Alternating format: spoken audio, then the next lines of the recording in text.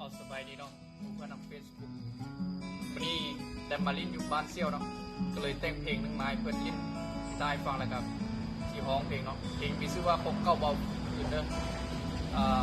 ถ้าเป็นยังไงก็คอมเมนต์บอกได้เลยว่าให้ปรับปรุงข้อใดนะ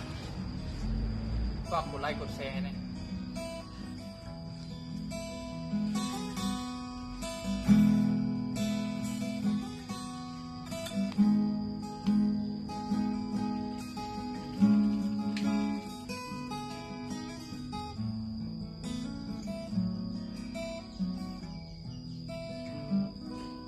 อยู่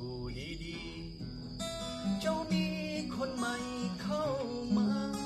เบิ่งจากสีหน้าแววตาโอ้กันดาเจ้า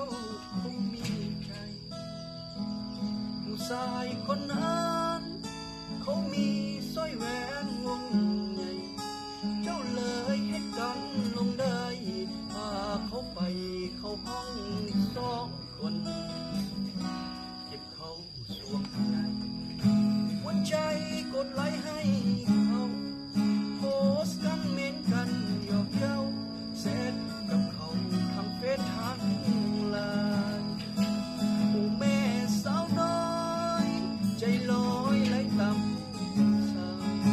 เขาหลอกให้เจ้าสิ้นลายแล้วก็ไปให้คนอย่ามาบอกหา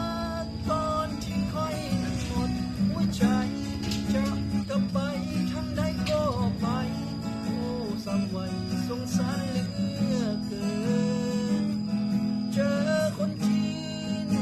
เจ้าบอกว่าอ้ายขาดเคินอยู่กับเขาเจ้าเป็นส่วนเกินลงน้ำเงินแค่เด้น้องสาวคิดอยู่เสียดายแต่ใจมันบ่ให้